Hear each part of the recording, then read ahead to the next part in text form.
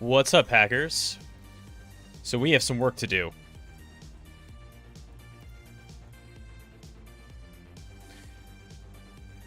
Late this evening, I saw that the Stardust period tracker developers issued a statement about their latest app, which we took a look at on stream. And here's the deal. What they have said is in direct contradiction to what we have found. And I have a problem with that. So, for that reason, I decided we're going to take a look. Oops, sorry about that. We're going to take a look at the Android version of the app, which just dropped, and see if there is anything else we can learn about what they're doing and how they're doing it that differs from what we've already found using their iPhone app. Now, I want to be clear that I'm not trying to be like a certain mobile app researcher that is very paranoid and likes to call people out. The reason I felt this merited an emergency stream, this is not usually when I do this is not usually the kind of thing that I do. But it turns out nothing really gets me as angry as people who try to take advantage of women. And it just, like, I don't know what it is. Maybe it's because, you know, my surviving family is all women, and they were really important to me growing up, and I just was raised to care that, like, to treat them like people is, like, not hard. But the fact that in such a moment, you have a company that is, as far as I can tell, just being purely predatory with their business, and trying to take advantage of women. First of all, feeding them pseudoscience with astrology, so already we're off to the races. But also, lying to them either through incompetence or willful ignorance about the security of the data that their users are going to be providing to them is honestly dangerous, especially right now in the United States. And I won't stand for it. I won't stand for it.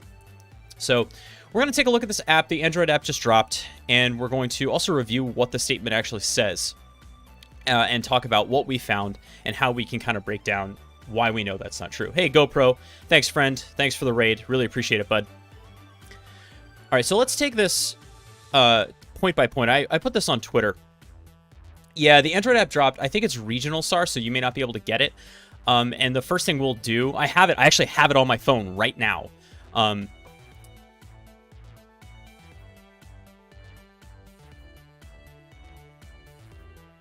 So let me actually go to... Yeah.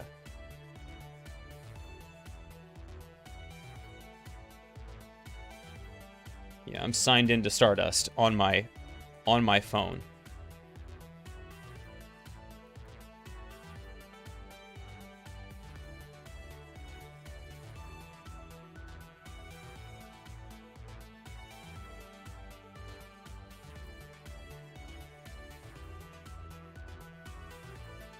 Which is interesting. Getting an error right now. There might be a proxy problem. We'll see what we can do.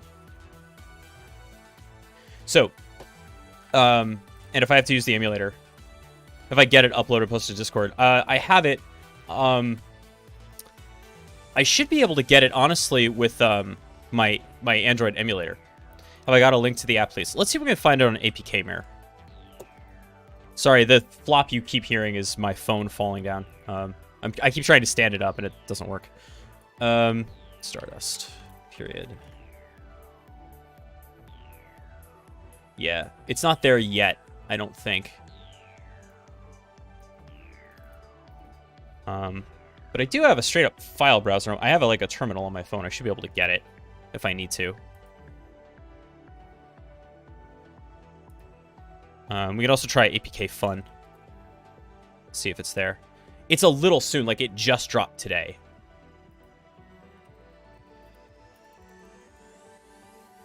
So it may not be on these mirrors yet.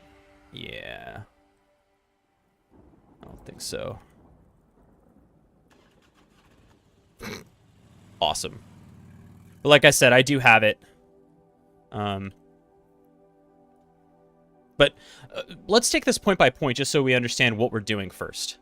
Good to see everybody. Special shout out to Rowdy. Thank you for the retweet. I appreciate that.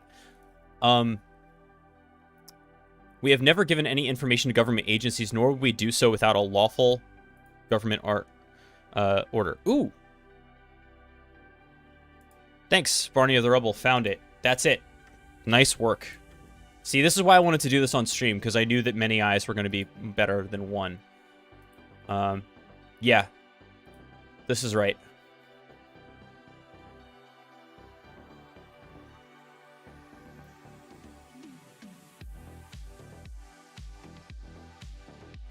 Now, maybe this is malware. We don't know. I don't know about this. I think this might be bogus. And that's the thing, right?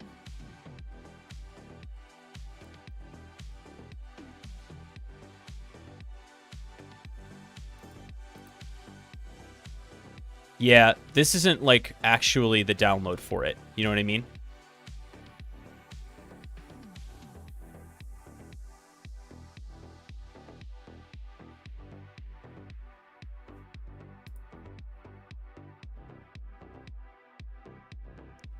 Hey, Astro Stream. Yeah, we're taking a look at the one that Serena, aka She Networks, has been talking about and that I've done some research on. Okay, but I want to start by taking a look at this statement. Okay, so we've never given information to government agencies, nor we do so without a lawful government order. So, just to review this again, so I actually got the proxying working on my iPad, and let's actually bring that up. So I'm going to bring up my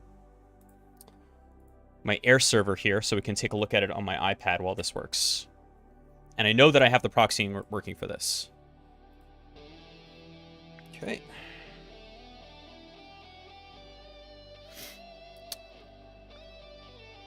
Yeah. Hey, friends, if you're going to send me a link, do me a favor. Check it out for yourself first so you don't accidentally send me malware. That's just kind of like good neighbor stuff. All right, so here I am in Stardust. I am proxied right now, so, or at least I should be.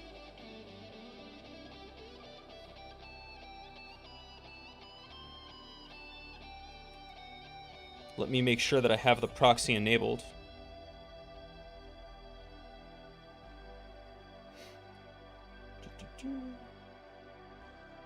Oh, proxy is... Okay, let me put it on. I've already set up the...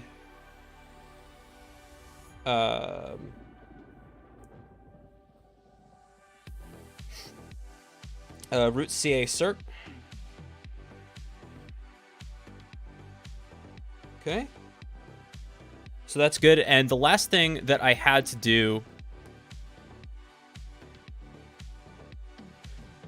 was, and this is what I forgot to do during the last stream, was, and this is something you should know if you're trying to do this at home, in general, you want to go to, yeah, there's going to be a certificate trusts section here. When there is an untrusted cert, and you can enable it, and then it'll be enabled for all apps that do not use SSL pinning, cert pinning, right? Which luckily this app does not do. So now if I go into Stardust, I should start seeing stuff. Let me restart the proxy just in case it didn't enable.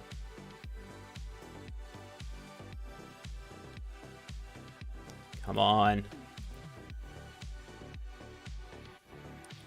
As you can see, I'm a white waning Capricorn witch.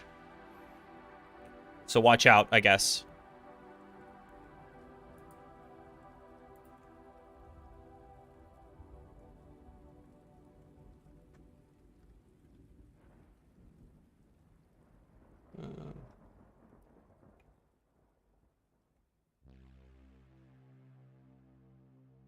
There we go. Data's coming in. That's what I want to see. So we have data coming in from the Stardust app, and what do we see happening? So let's actually do some work here to demonstrate what kind of data gets sent. So first of all, we have Oh, they've gotten rid of the mix panel stuff, I think. They've updated that, so that's not happening anymore. But every time I do something, we're sending data to push whoosh. What are we sending? Well, we're sending hardware ID. That's an IMEI number. And a user ID, which is a serial number. So already we have, even if it's anonymized, it's unique, right? Now, I'm going to close the app, okay, and reopen it and see what gets loaded. Oh, there's mix panel. I just had to start it back up there. All right, so right upon launching the app, you can see that we get a lot of data going on right now. And I want to compare this to what we know about their statement. So with the addition of encryption to Stardust via our recent update, we now have no ability to associate our user cycle tracking to an individual user's name, IP address, or any form of personally identifiable information. Let's review. We authenticate to Firebase. Firebase is at least handling the authentication layer, but because when we unpacked the IPA, the iPhone application, when we reversed that, we found that they were using Cloud Firestore, the Firebase product. They wouldn't be using that unless they were using it for data storage. So I have every reason to believe that Firebase is their storage layer for this application. That is important for a couple of reasons. One, if they don't have encryption enabled, then that's kind of like, that's the ball game. Also, because Firestore is a Google service, the statement about privacy has nothing to do with Stardust's policies. It has when it comes to law enforcement, it has everything to do with Google's policies, because you are providing, Stardust is in effect a customer of Google at that point. And if Google receives a subpoena or a warrant for that data, guess what? They're going to hand it over. There's more. What gets sent in this Firebase auth? Now, I have an encryption key that got set up with my data, right? That's how this got set up with the new encryption version of this application. But every time I send a post request to log into the application, look what gets sent. The encryption key. This is not the encrypted version of the encryption key, by the way. This is the straight up encryption key and my ID token. There's no reason for that to happen if end-to-end encryption or anything like it is part of what they have going on. That should never leave my device. Now, I have a reason to believe that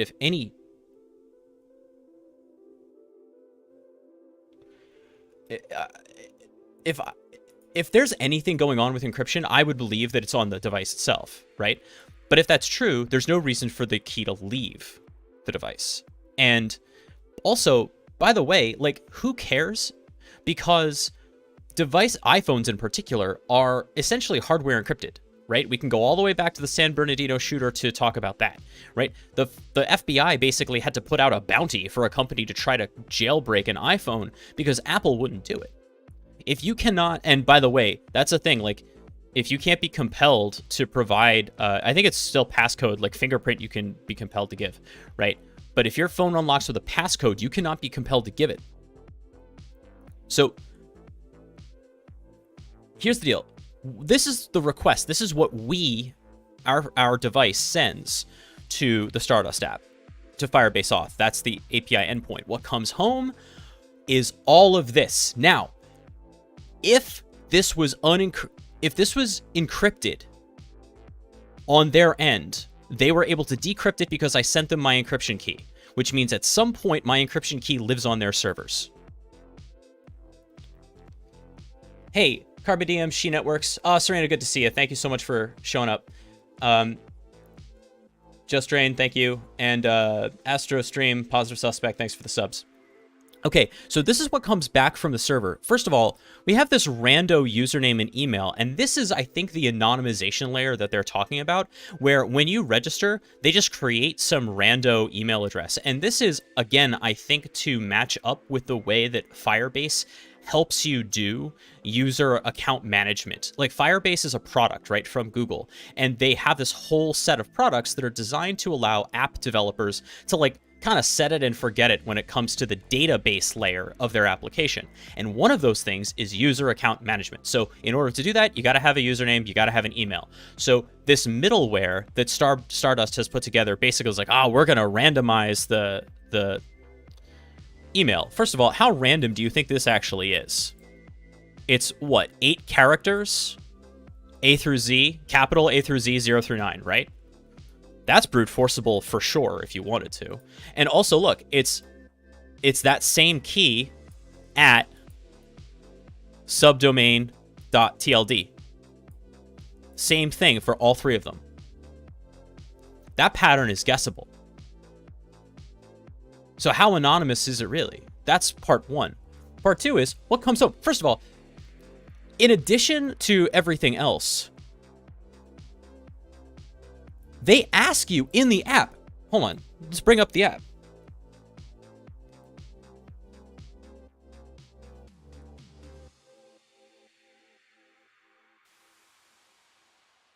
They ask you for your name. They ask you for your name. Why do they need it? They don't need it, but they ask for it. And if they're gonna associate it with this user account, there should at least be a warning like, hey, if you're concerned about privacy, don't do this.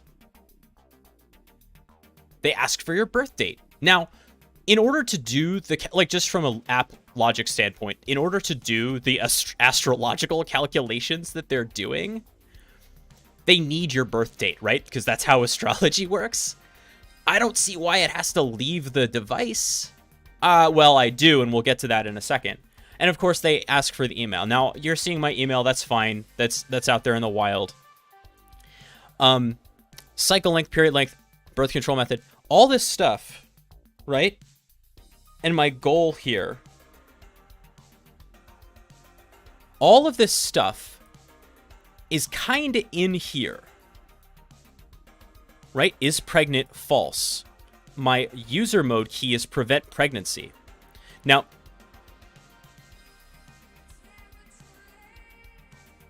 in addition to, yikes, this is a HIPAA nightmare. Okay, recordscratch.wave. Everyone listen up. Everyone listen up.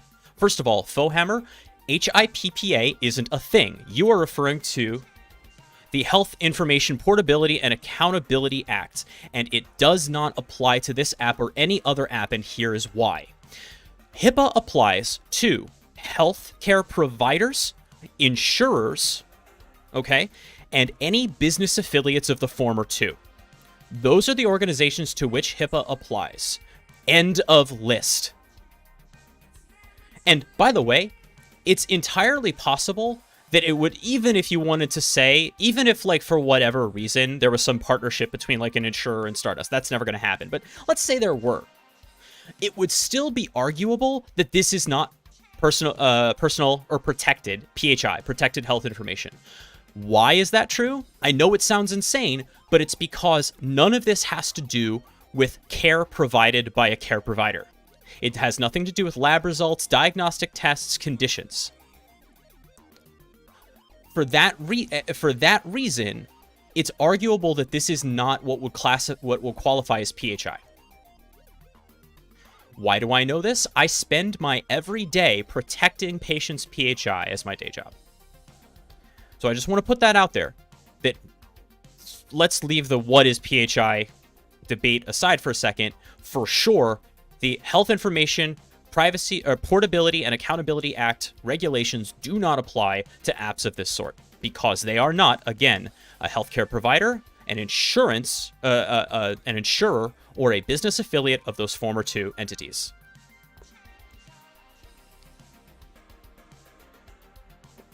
Okay, now,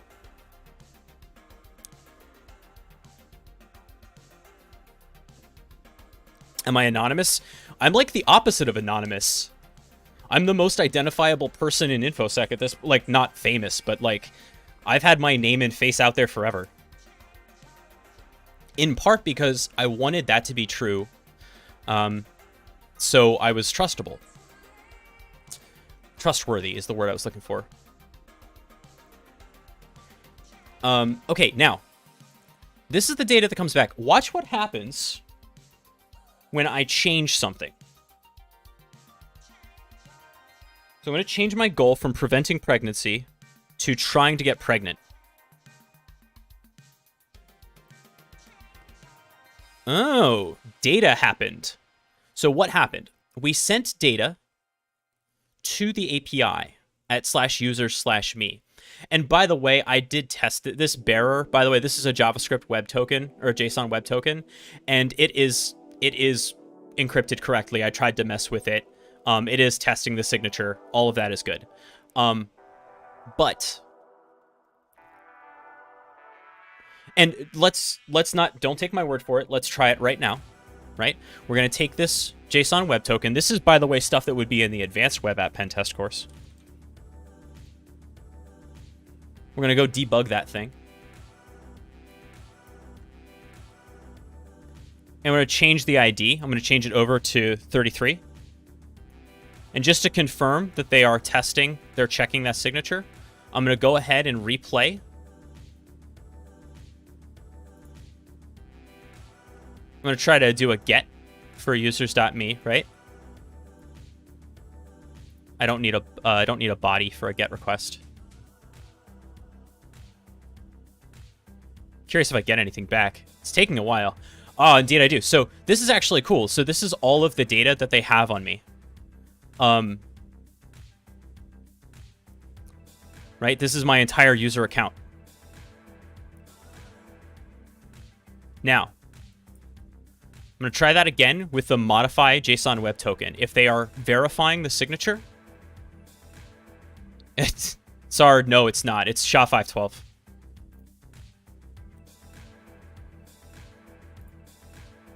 Okay, so fair play, right? They are actually validating the JSON web token because, of course, they are, because it's not actually them; it's Google doing it, right? This is the Firebase component.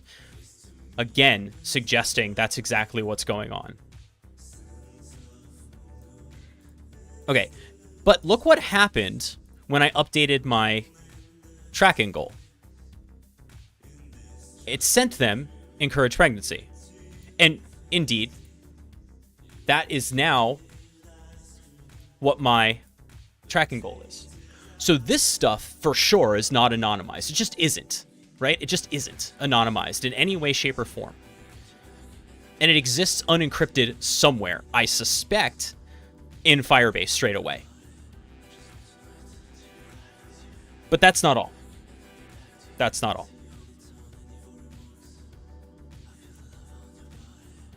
In addition to these basic kind of, I don't have a better term than demographic data points. Just so funny. I'm not adding a friend, which would be bad enough.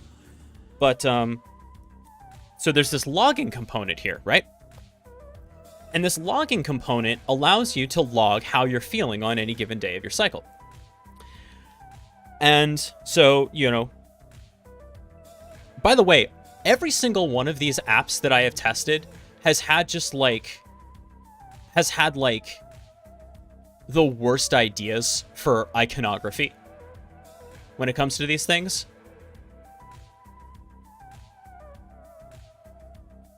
Crime scene. Very nice. It's like, some of these, you need to see a doctor. Okay, so we'll try heavy. How am I feeling right now? Where's enraged?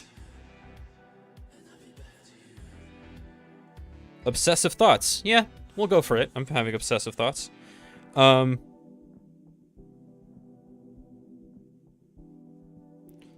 mollusks have a low libido? Or is it because you're clammed up? Rage. Thank you.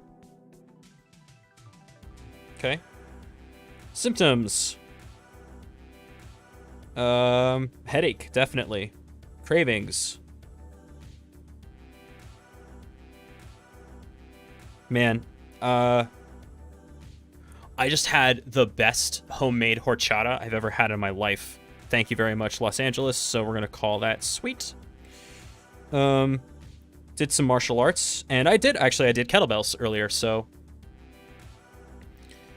It doesn't matter, though, right? For this, I'll put in, by the way, psychedelics misspelled. I just think that's funny. Okay. Now. This is the part that's scary.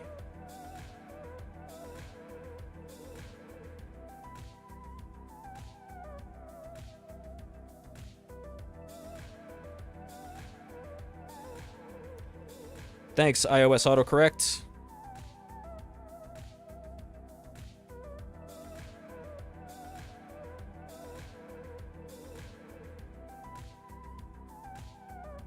All right, let's hit save on this and see what happens in our API. Okay, so we found another API endpoint. And what we found was, so it's doing a post request to my logs. Replace equals true, ignore type equals true. Okay, now what you're looking at here is there's like a type 76, and then there's a description and a type 99. And notice that also, so these are new data points, right? And there's also a date on some of them. Now, what's concerning, first of all, is that as far as I can tell, these IDs are just correlated to the specific settings that I put in, right? Like Rage has one, Psychedelics has one, whatever it is. Those are just ID numbers that are associated with those log events. And so if you like brute force them and learned what all of them were, you could just find them. A number to a name, if it's a one-to-one correlation, isn't any kind of anonymization, right? But that's not the scary thing. This is the scary thing right here. The logging data is put in plain text into the API. And just so we're all following along as to the impact of that, right? Let me redo the event that I did on Twitter the other day. If I say something like this,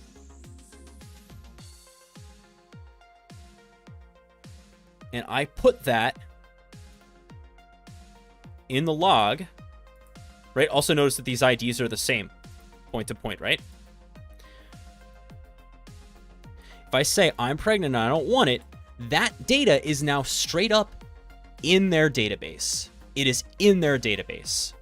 And it is associated for sure with my name if I've given it to them. And it's for sure associated with that fake email, which we know is brute forceable. And I'll also note, because they're continuing to use Mixpanel, it's also associated by time and whatever else with IMEI numbers, right?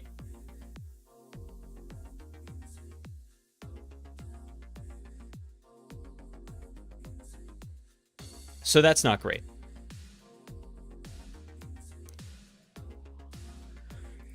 Let's revisit their claims, shall we?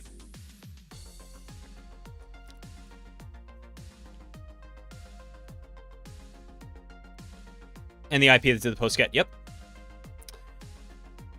The only people that have access to the information are the users who have entered it. Not even we as the app have the ability to access it.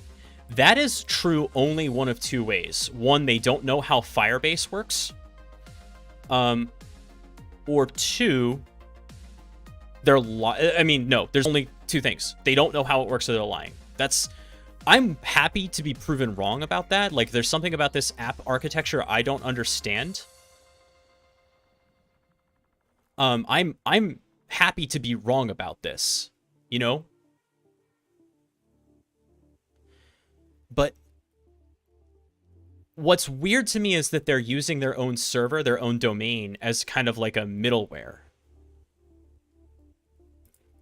And to be clear about that, right, if we dig this thing, I'm sure we'll find that it's not a Google IP address.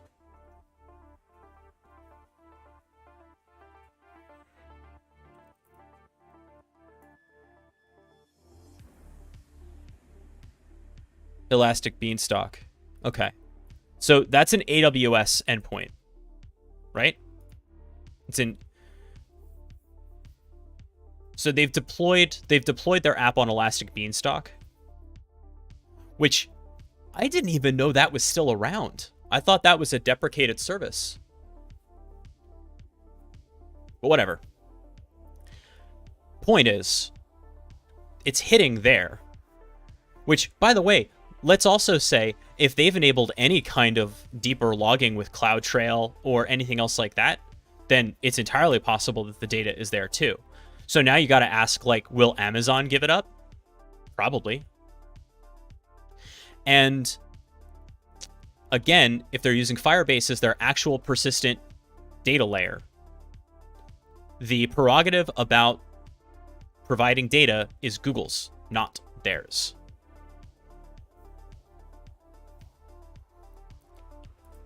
Okay.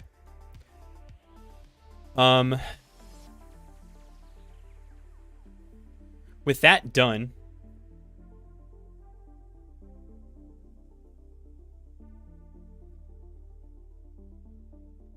I want to see if I can get logged in with my Android app. See if there's anything different.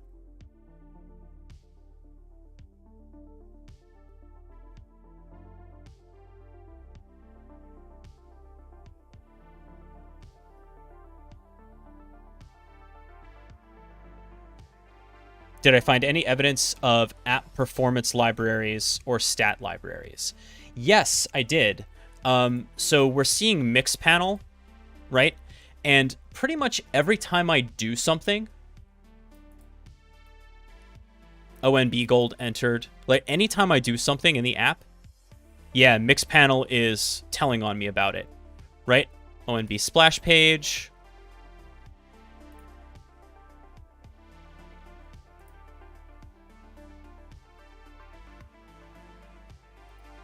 There's also push whoosh. I'm not entirely certain what that's doing, though.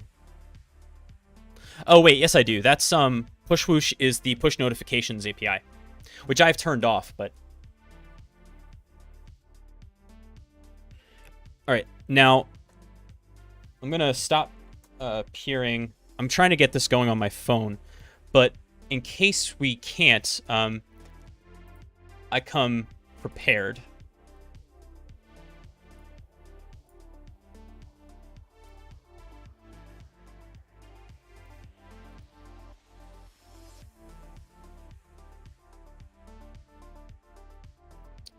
I'm trying to think about which way I want to do this.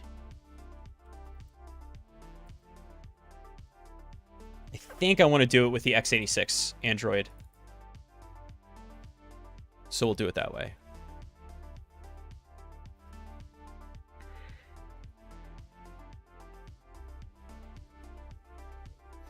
Now that we know how to make that happen.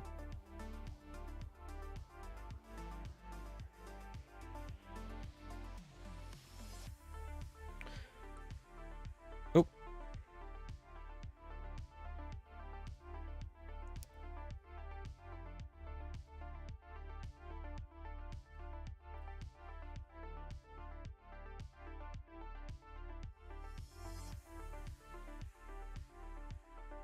Okay. Proxy is saved.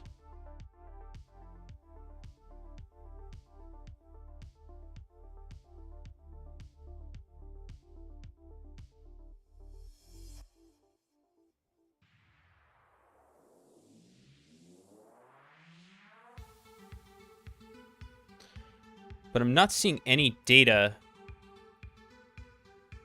right now. Let me just confirm that I'm actually connected to the proxy by visiting my website.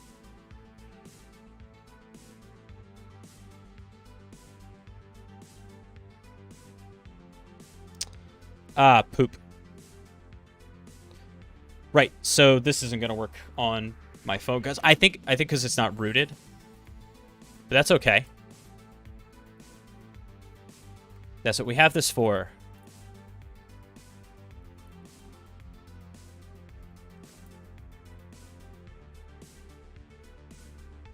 Okay, so...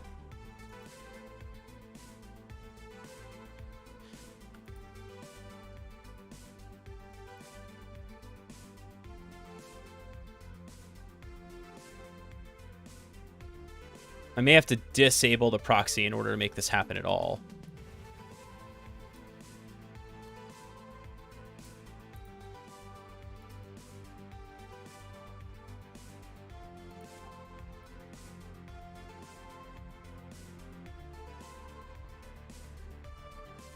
Okay. I'm obviously going to be typing this over on my screen, so you can't see it. So bear with me for a moment. Oh, hey, there's the Tiger Tech, but the problem was that it didn't trust the cert, even though I had installed it. If someone knows how to do that on a non-rooted phone, let me know.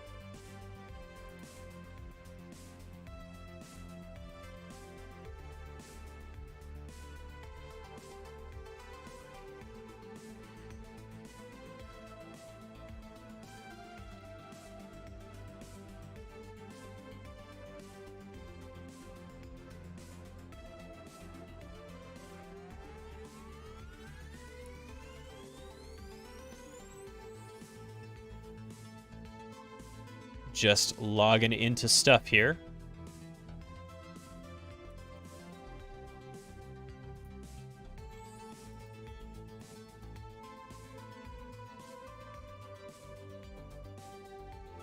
How's everybody's Saturday night? How are we planning to celebrate the majesty of American independence?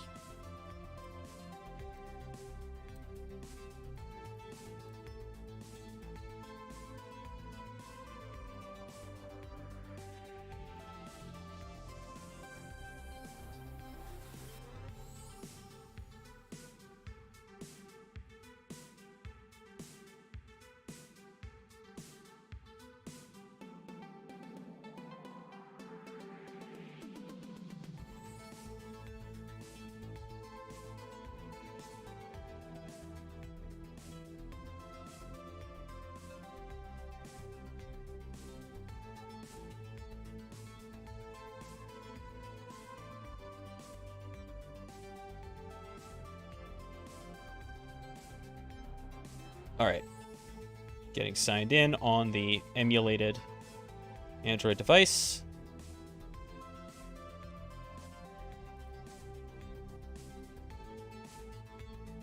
Very good.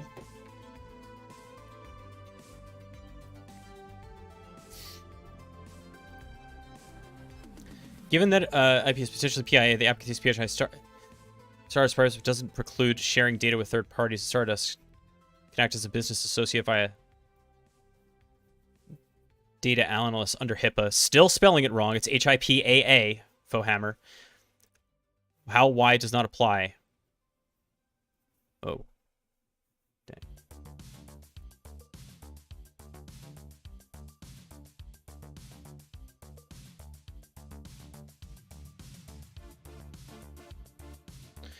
Okay, first of all, Stardust would have to act as a business associate, and it just isn't going to be. Because they'd have to get, like, they'd have to be regulated, right? And they'd have to fulfill an audit process to make that happen. Like, the number of things you have to do to work as a business associate. For example, when we talk about business associates for a healthcare organization, you're talking about, like, billing companies, right? You're talking about, like, business-to-business relationships, not just, like, I'm a patient and I'm going to use this independently to track some data about my health. That doesn't cut it. So, for example, right, if a hospital outsources its billing to a third party and that the billing data, right, contains PHI, which it would, right, social security numbers, things like that, then that is HIPAA compliant, right? It has to be. This stuff just doesn't. Again, it goes back to, when you think about HIPAA, you have to think about, like, going back to the care provider, right? And right now, Stardust has no association with care providers, and won't. And yeah, to Husky's point, we don't know. We're in.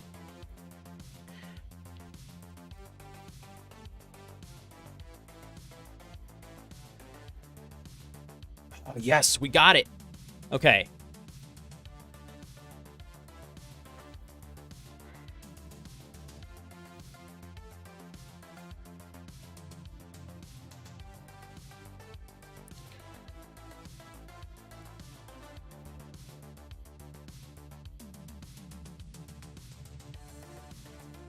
I know, it's so bad. It's funny, too, if you look at the reviews are like...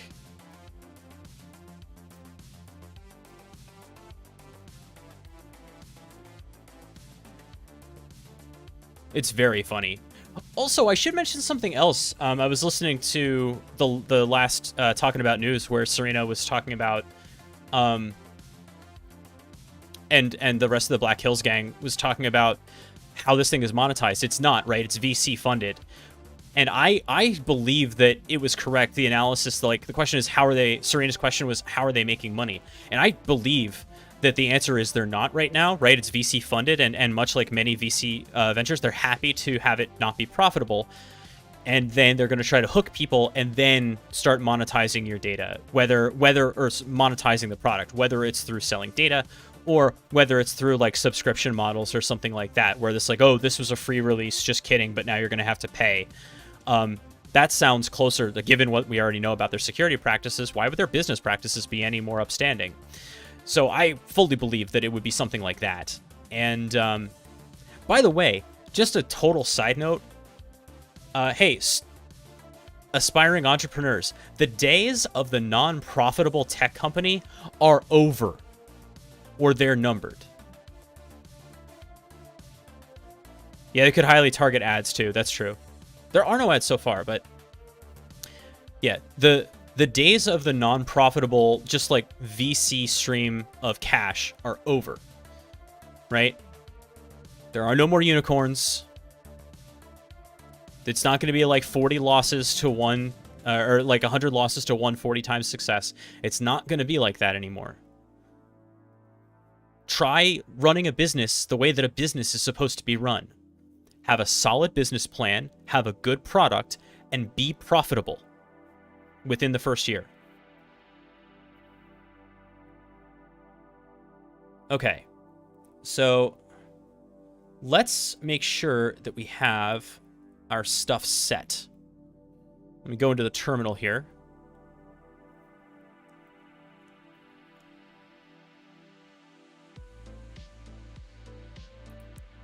And let's become root. And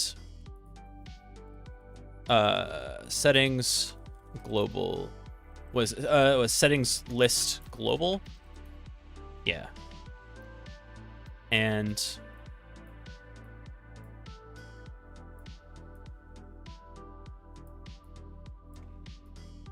global HTTP proxy. I always have to look this up, how to do this on x86 Android.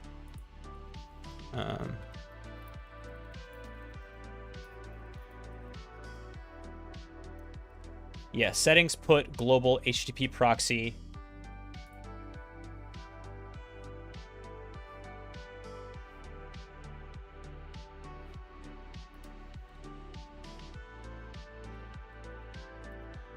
Settings put global HTTP proxy 192.168.1.1.4 8080. For sure, the cert is already installed.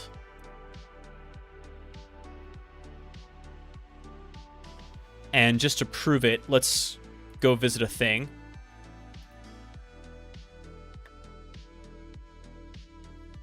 Right? You can see the proxy data coming in. All right, so we're proxying this device. I'm going to go ahead and clear all this. God, look at all this adware we just caught.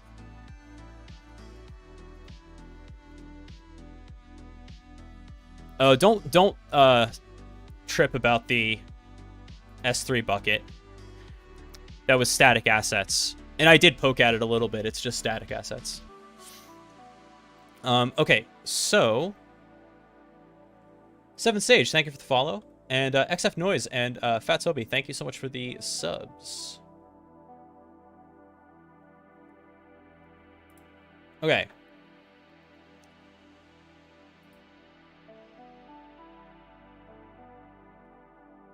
Oh, snap. Did you see that error? They might actually be doing cert pinning here.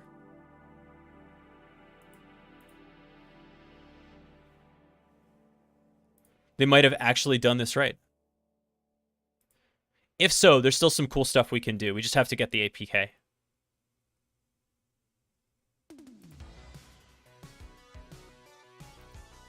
So let me close it and reopen it and see if we can see that same error again.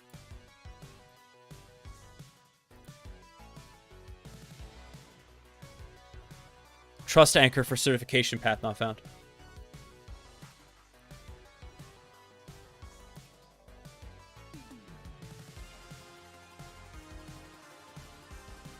Now, will it still let me go?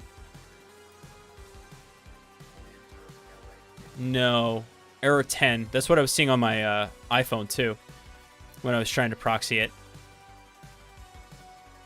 Or, I'm sorry, that's not true. This is what I was seeing on my Pixel when I was trying to proxy it. And... yeah. Nothing there. Okay. So we need to get the APK.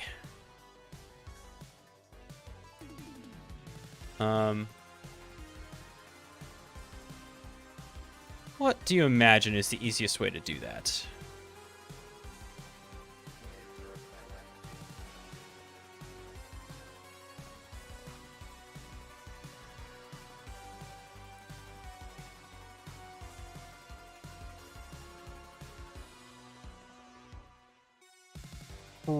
Honestly, probably Google Drive.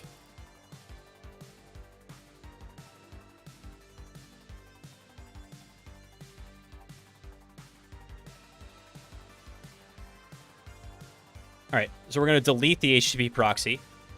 And let's just confirm that the app runs correctly now. No. We might have to restart the the phone to do it. We'll do a hard reset.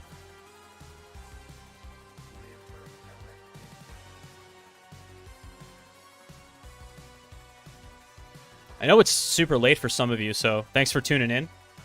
I just felt like this was important enough to do, to call them out, because, like, this stuff is...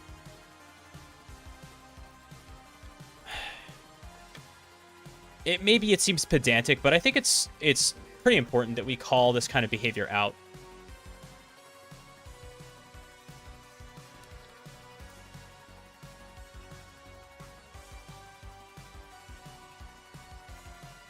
I mean, to my mind, this is what InfoSec is all about, right? You get into this to protect people, or at least I did. I don't want to generalize. People can get into it for a lot of different reasons, but I think at the end of the day, if you forget that it's about protecting people, you're probably going to miss something. All right, let me just install Google Drive real quick.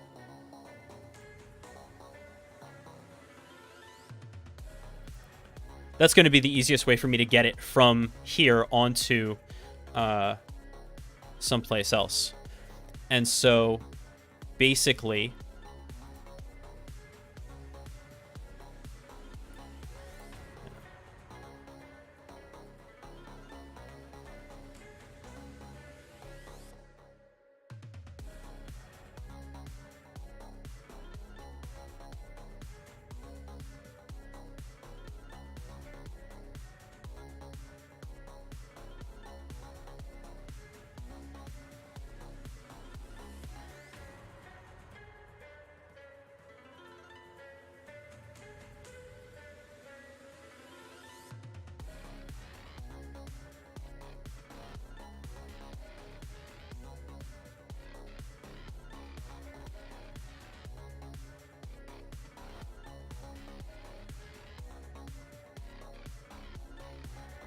what version of the Android platform is your app showing as? That's a good question.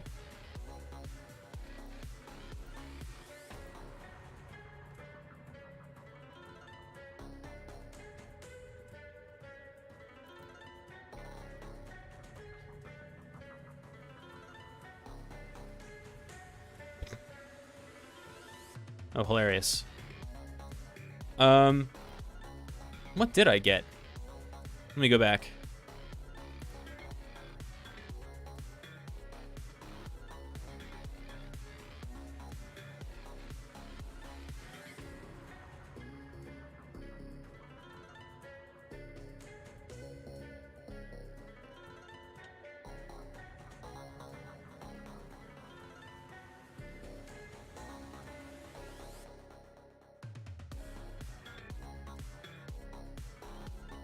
.2.01.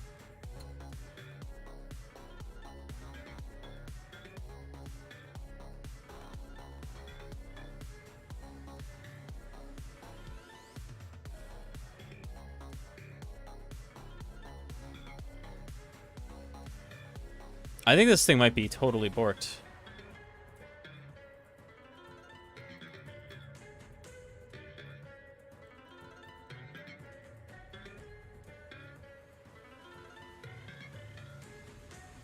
Data app directory. Okay. Awesome. So...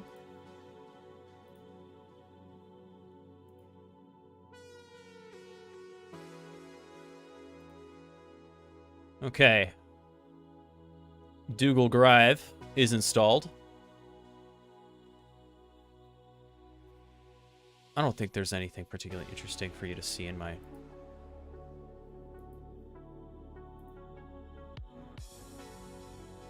I don't know why...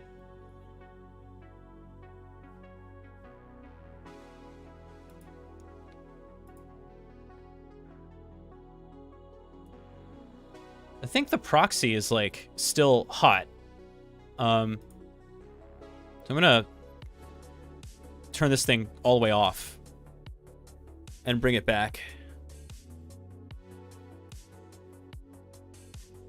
Which I'm hoping will reset the proxy. Backdoor APK. So basically I'm gonna...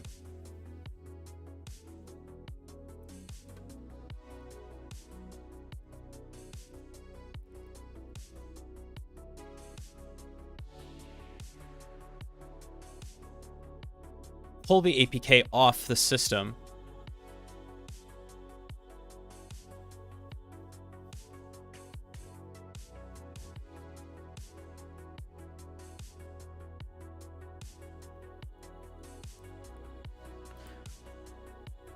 I mean, it's tough to tell, GoPro. This was the only thing that even looked right. Now, maybe it was bogus, but...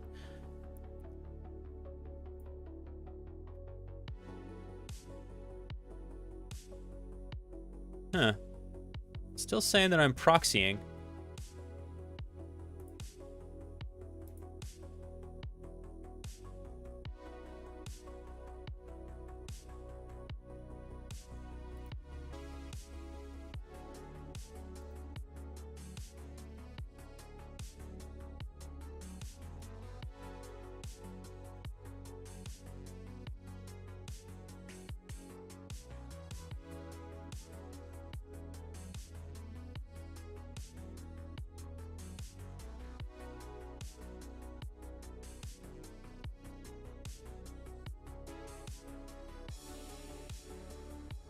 That's annoying.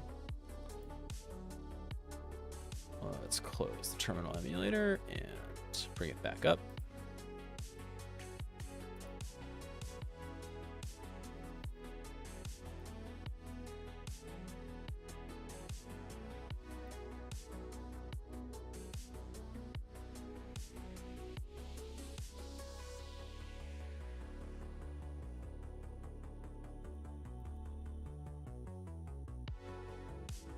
Ugh.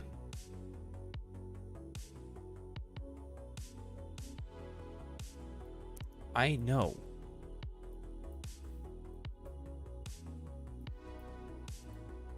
All right, well, that took a minute, didn't it?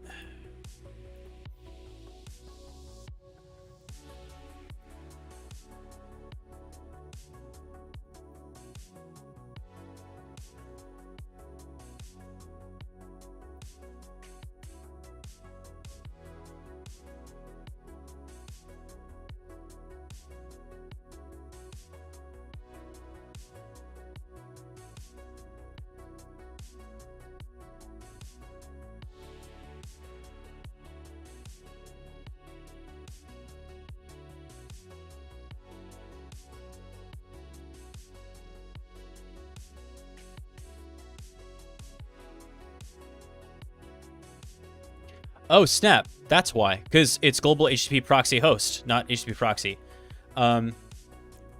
Settings. Delete. Global. And it goes global HTTP proxy host. And proxy port.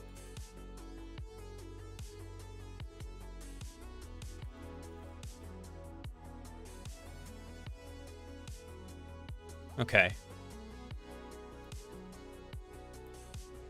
that should do the job. Now, I don't know if I need to do a reboot to make it happen, though.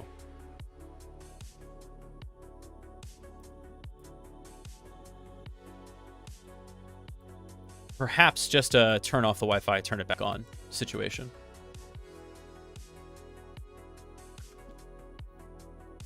But I don't know. All right. One more time, we're going to reset this thing and see if we do any better. Because it shouldn't be proxying without that setting set. And I just want to be able to connect to the internet to get this damn APK.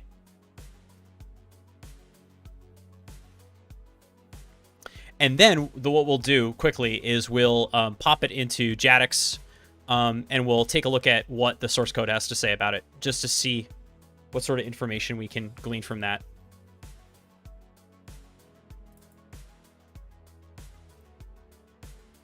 There we go. Look at that. Nice clean Wi-Fi icon. So for those of you who are curious how I'm doing this, this is the Android x86 project. So basically it allows me to run Android as though it were a regular VM, and it's rooted, which has both advantages and drawbacks for this kind of work. And I also should make the disclaimer, I am not any kind of expert mobile app researcher. I'm really, really, really not. I'm a web app guy that got pulled into this nonsense mainly for this specific reason. Something seemed evil, and I didn't want to have to let them just get away with it without me taking a look at it. All right.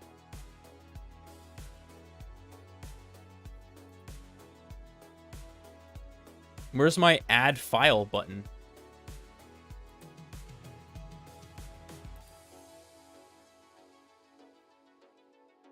Oh, there it is. Okay, so the way this is going to work is we're going to go back to our terminal emulator. And if I can read without root, that would be handy, although I doubt it very much.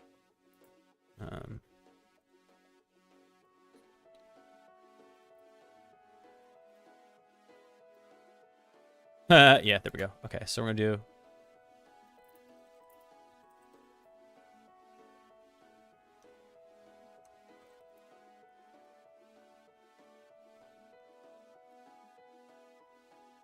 Okay. This right here is the APK. So if we're talking about where this needs to go, right? There's SD card download. That is the downloads folder, basically. So what we're going to do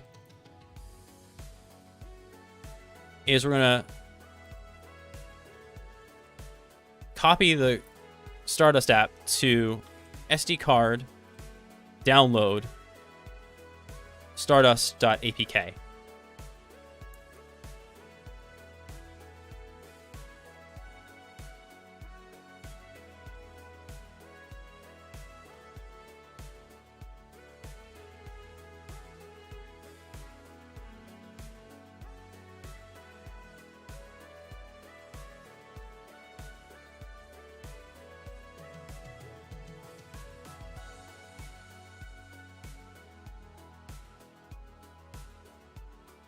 I'm doing ls.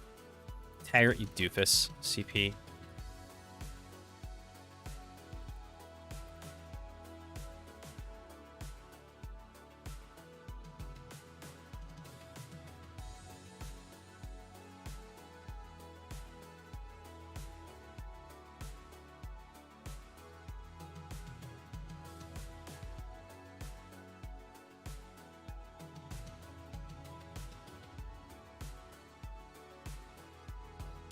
Oh, I gotta do CP-R, right?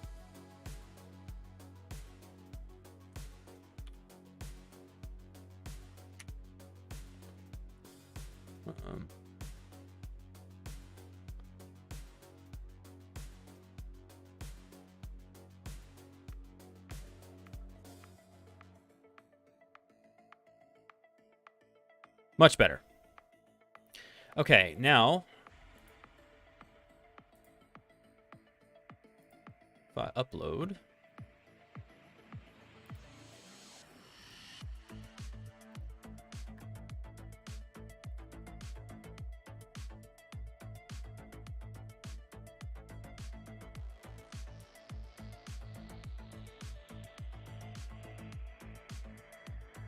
Oh, that's annoying.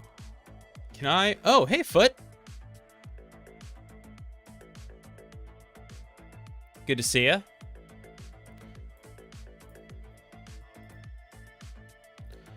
I'm not, actually. It's only 8 o'clock my time, but I understand why you're saying that. Yep, this is an emergency stream.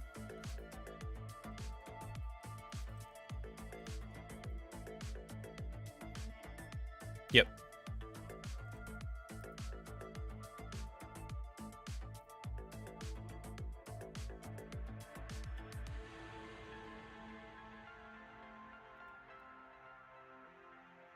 Ah, good.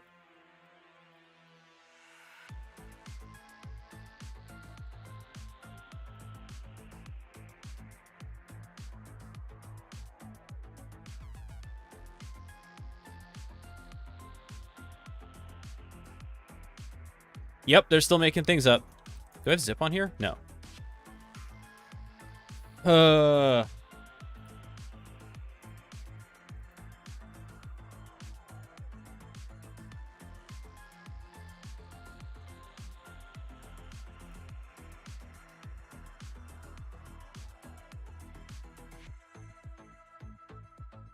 Yeah. So we're gonna do tar CZVF Stardust .tar Stardust .k.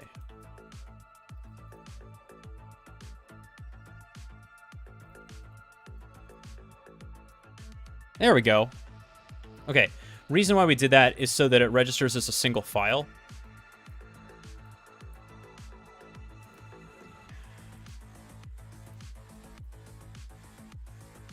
That. I want that.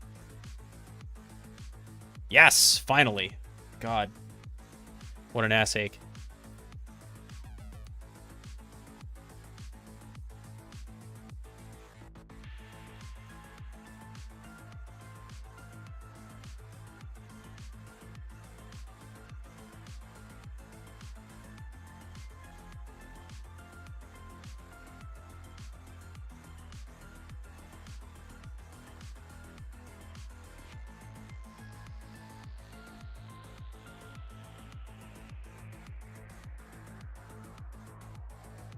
All right, looks like that's good. So now, see you later, Android.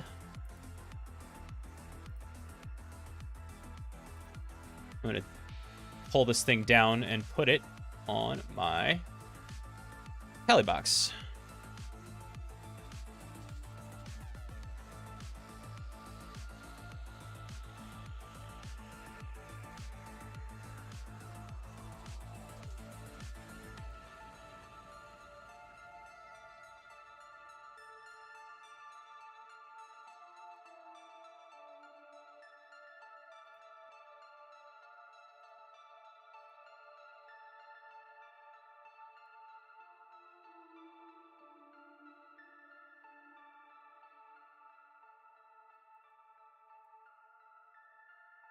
Okay, let's just extract that here.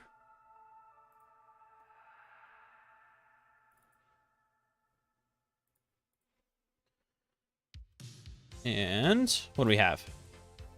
We have Stardust APK. Now,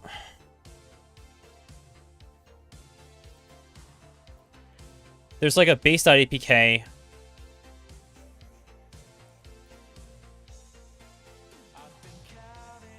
All right, let's do the base APK and see what that registers as.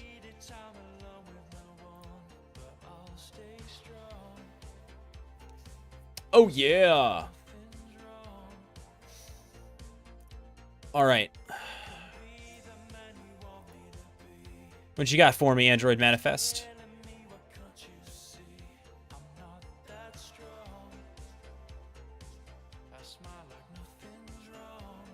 Main activity, adjust period.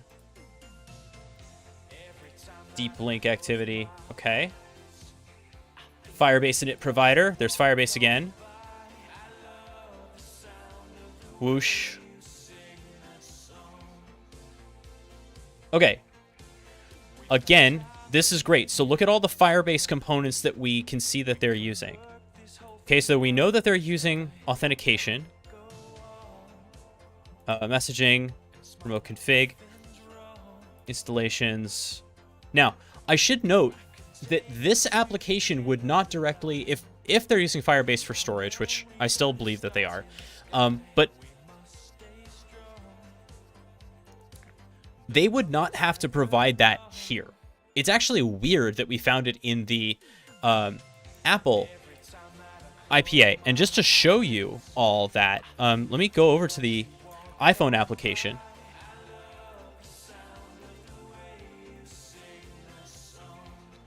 Yeah, payload is where that was, right? Stardust app. So this is the iPhone application.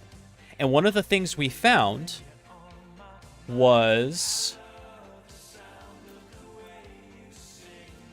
the Google service info plist. Now, there's also the dev plist in here. It was binary format, but whatever. So check this out.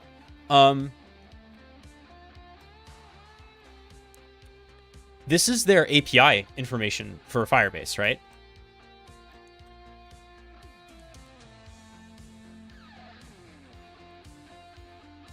Now, if we IPython 3 this thing, because the other plist is in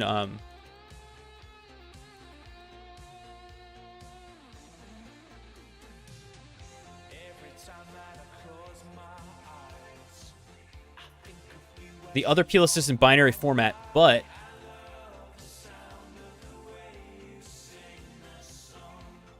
that's cool. Python has a built-in plist reader.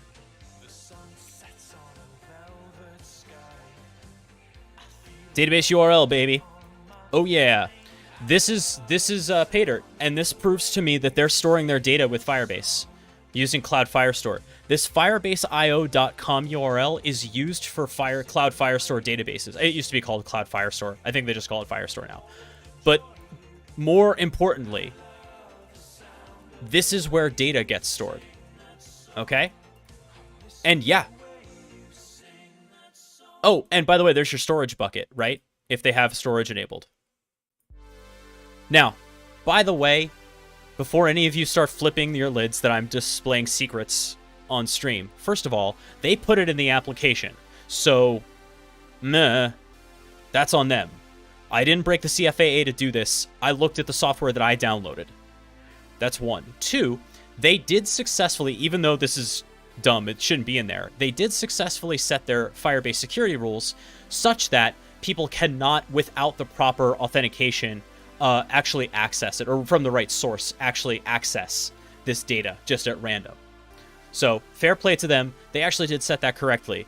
It is bananas that this information is just here in the iPhone app, especially for the dev. Like, why would you leave that in there? But whatever.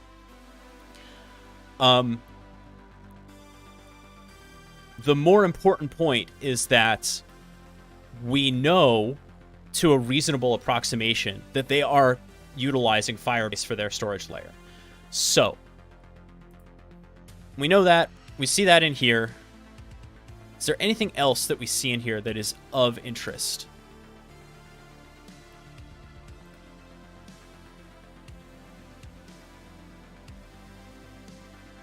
Nothing super crazy.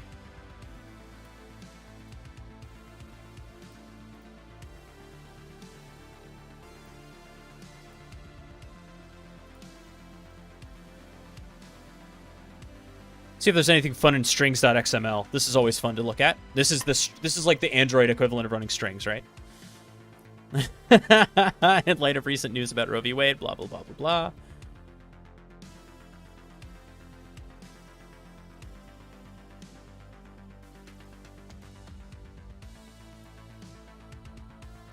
Characters entered. Some formatting string stuff.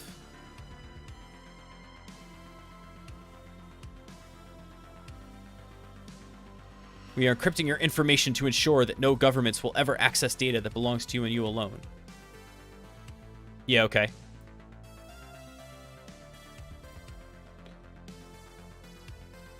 Actually, you want to see if we can prove that? Let's prove it. This thing isn't proxied anymore. Let's fire up Stardust.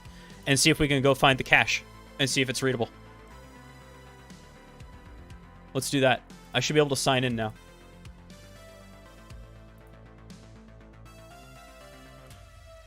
Interestingly, no. Still no. Oh, hey, Serena. Did they hard-code API keys? Yeah, they did.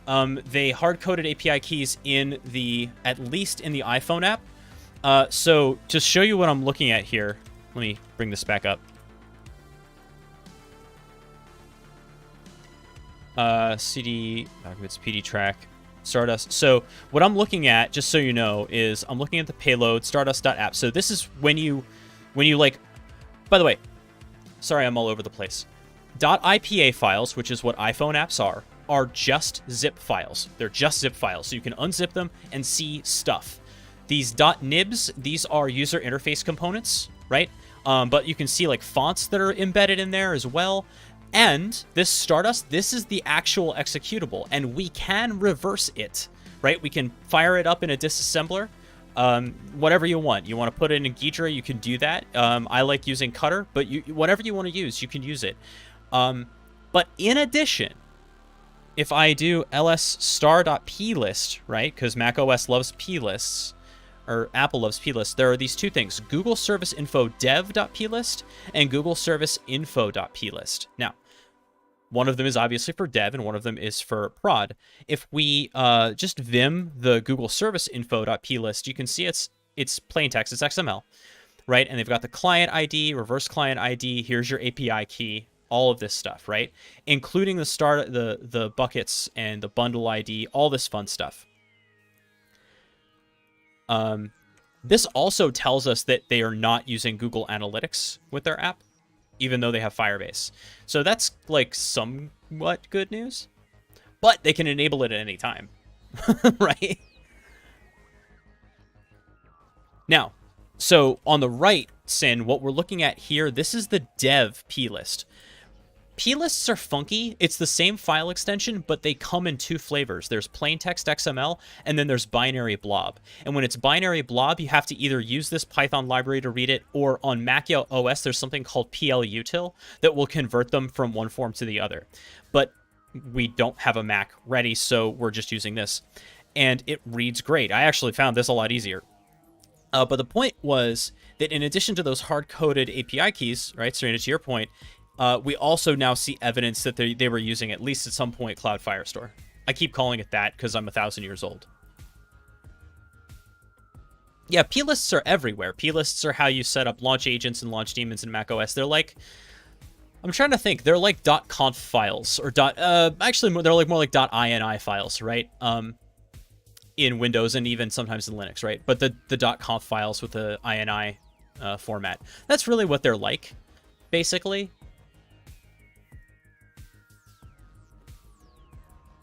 Okay, other strings. I want to know... Oh, sorry. We tried to connect here, and I wasn't able to do it. For reasons I don't entirely understand. I think it's because the phone is rooted, is my guess. But, I do want to know where the key is generated. Oh, there's your API key right there. So it's hard-coded in their Android app as well. Oh, snap. And then there's the database URL as well, Firebase.io. So again, we're seeing that data that they're using Firestore. And we kind of knew that already, right? Even though they're proxying it through their server at api.thestardustapp.com.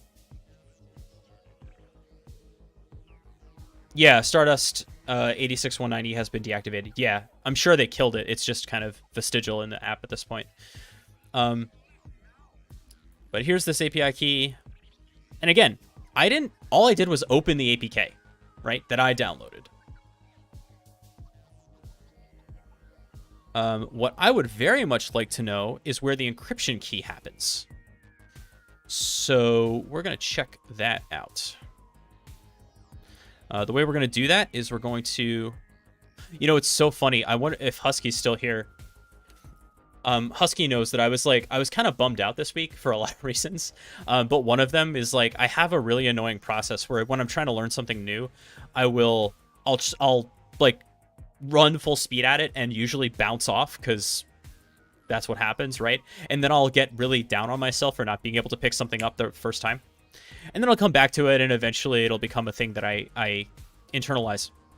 And I feel like mobile apps are becoming that thing for me, or that next thing for me now, where like I keep on throwing myself at it enough, and eventually I'll get okay at it.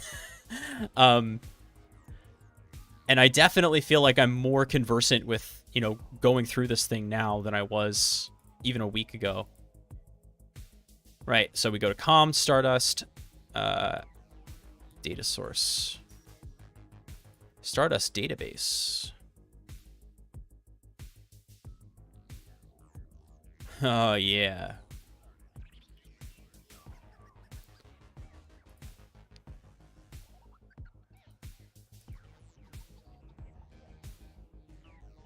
Presentation. Encryption. Yes, let's go.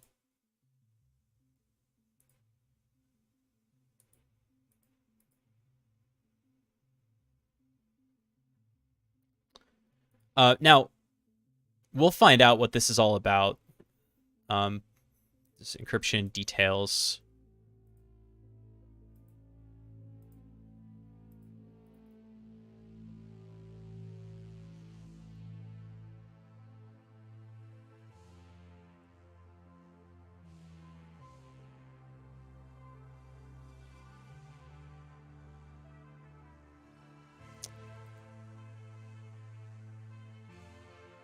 What I want to start at, though, is the main activity. Right, which we had from the Android manifest. If we look for the main activity here, the thing that we start at in an Android app,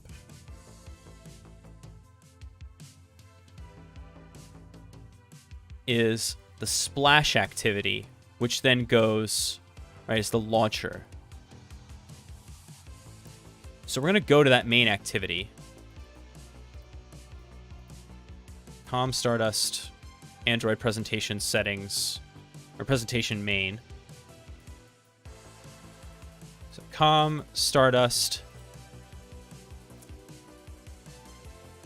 app.android, presentation, main, and then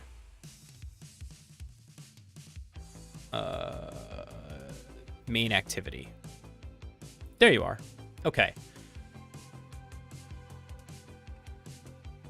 Navigate settings, increase open count.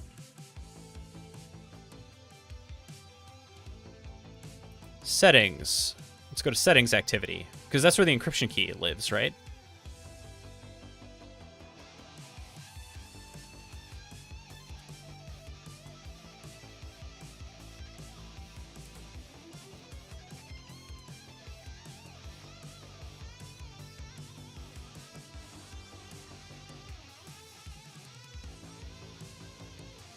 Get app configuration.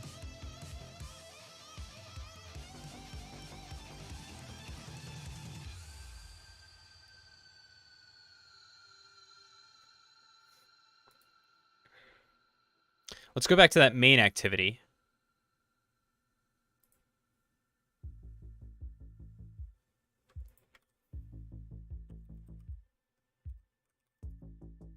Encryption not in here.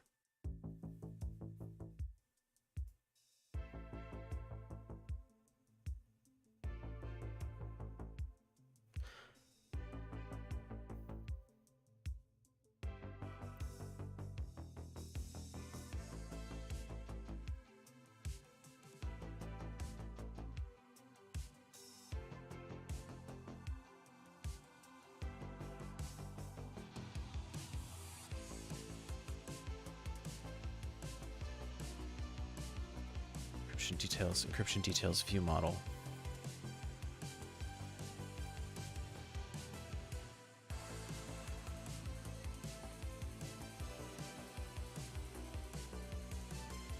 User repository, moon repository. Ah, here we go. This.f13324. User repository. Encryption details view model. So user repository is defined somewhere. And get string encrypted user key. Wait.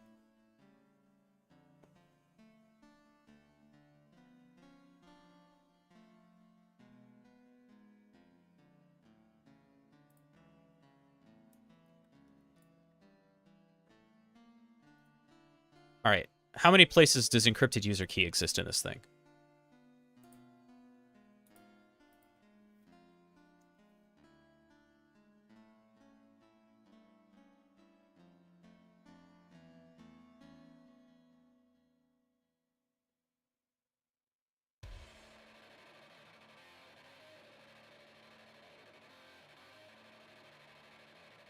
All right, let's see. Oh yeah. All right, here are the references to this thing. Man, why does the playlist never go this hard in the morning?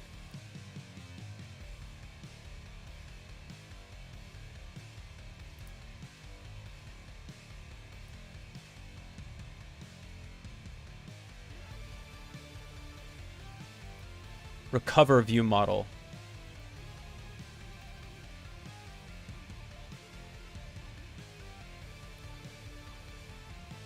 Is this master boot record? Yes, it is. Good ear, Karen. Put string. Invoke suspend. This dot key. This dot key equals string 2. Super encryption recover view model login 1. Which I want to see. I want to see encryption recover view model.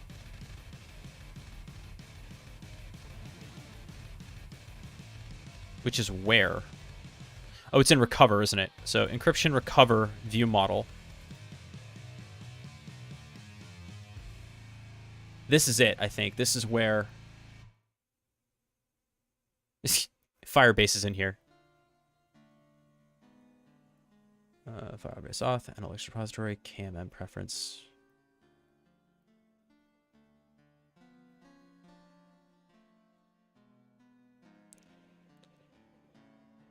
So this is to recover. These are your security questions.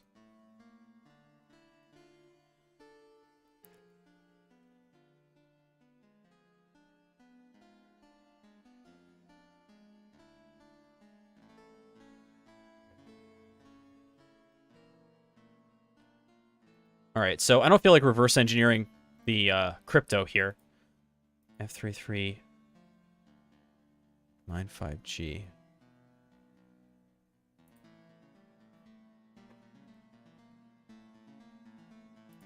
Encryption repository.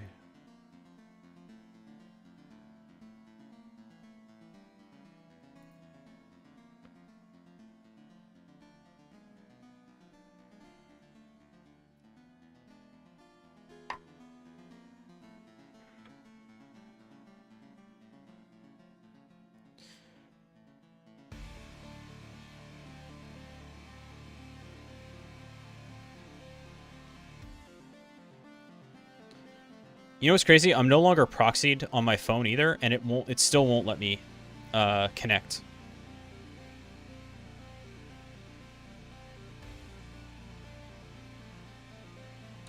I wonder if there's something straight up just wrong with the app. Which is fine. I am curious, though, if anything gets generated.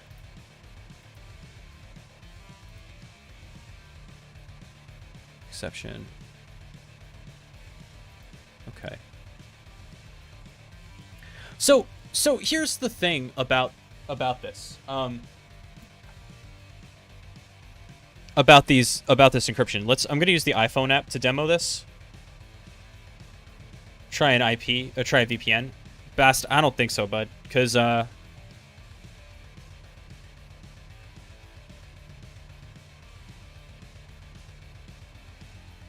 my iPhone is still working just fine.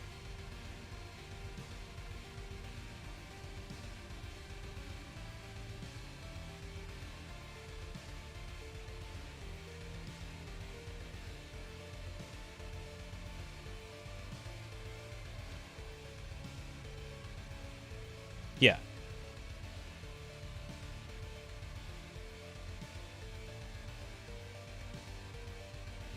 This is still working fine.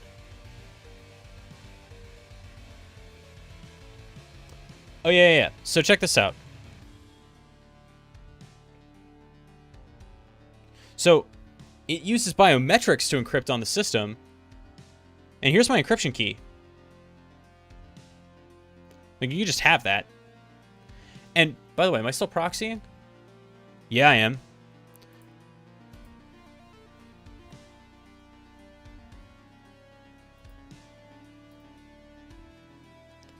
If I ever needed to, there's a thing where you can, like...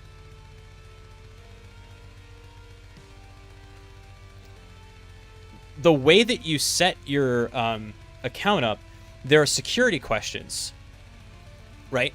And that's what we're seeing here, where you have your first answer, second answer, third answer. And in fact, let me search for first answer here. See if it's in anything. Oh, snap. The company's social media manager went on a tirade attack Ishi Networks. Oh, I'm sorry, Serena had to deal with that. That sucks.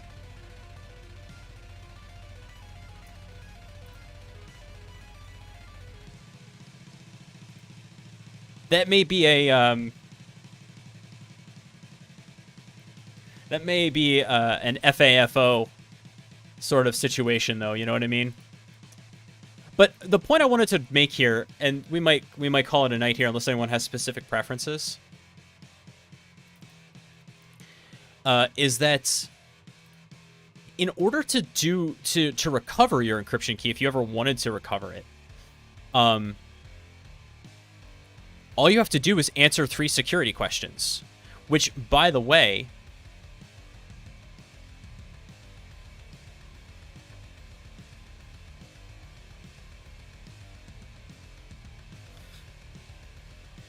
the security questions are also sent to Firebase.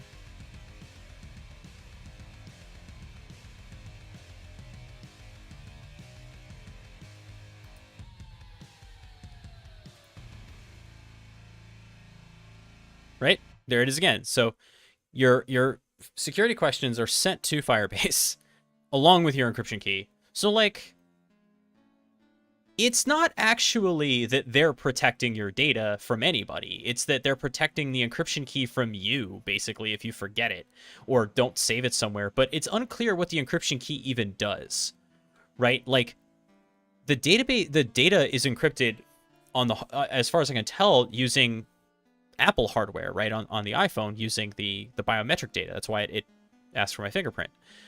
Who knows how it does it on the Android phone? Maybe it uses biometrics. I'm seeing no indication of that. If we go to, like, Android. Okay, so they do have biometric stuff coming in here. But, like, I don't see it anywhere in our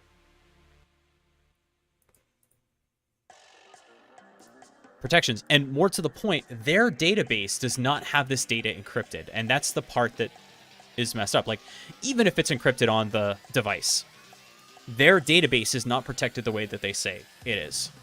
I think we have demonstrated that thoroughly tonight. So this was a little bit of a surprise stream, and I just felt compelled to actually take up their offer. They actually had a tweet saying, like, if anyone wants to help out with security, if any security experts want to help out, I would consider this helping out. You have done it wrong. Try again from the beginning. Pay professionals to do this for you. You do not want to be rolling your own crypto. You do not want to be coming up with your own security model. And you definitely don't want to be trusting this application if you're a user. So in terms of better alternatives, I know that Drip is an open source period tracker for the Android phones at least. And, I mean, it's available on F-Droid. That's the kind of thing we're talking about here. But here's the deal. All the data is just stored on the device. So if you're interested in that, that would be... And it's coming out for iOS. That would be the recommendation that I would make if you're interested. And Serena had a recommendation for iOS, and now I'm forgetting what it was.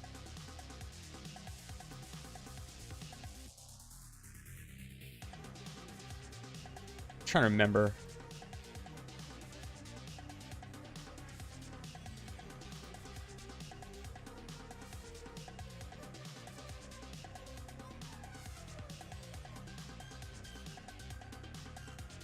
Spot on.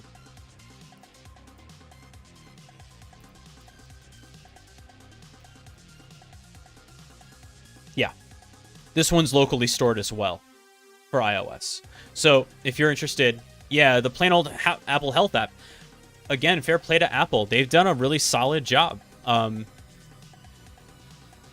with protecting privacy and have already demonstrated unwillingness to hand data over to law enforcement, co-opting their privacy agreement with their users.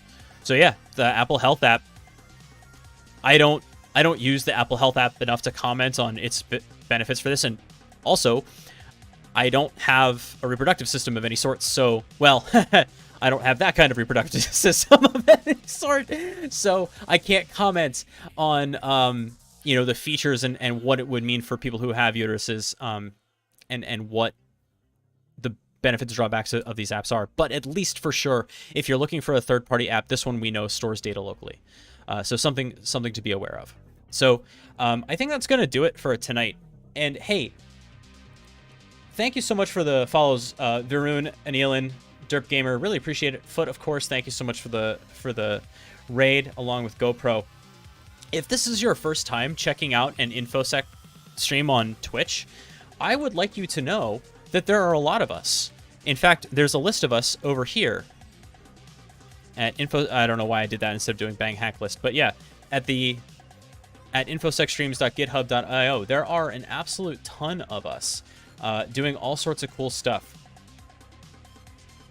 So you might want to check out some other fine folks on that group. And in fact, let's see if we can give you a taste of one right now. Let's go ahead and raid Oreo Bite, because I know he's streaming right now.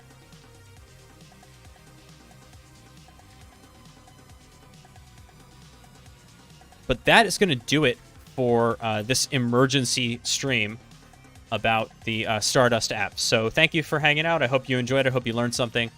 And if you're interested in the other stuff that I do on this stream, I do Red Team stuff on Tuesdays, programming stuff on Wednesdays. That's 5 p.m. Pacific for both of those. And I do Blue Team stuff 10 a.m. Pacific on Saturdays. That's my usual stream time. So, friends, until next time, please be good to yourselves, be good to each other, and happy hacking. We'll see you next time.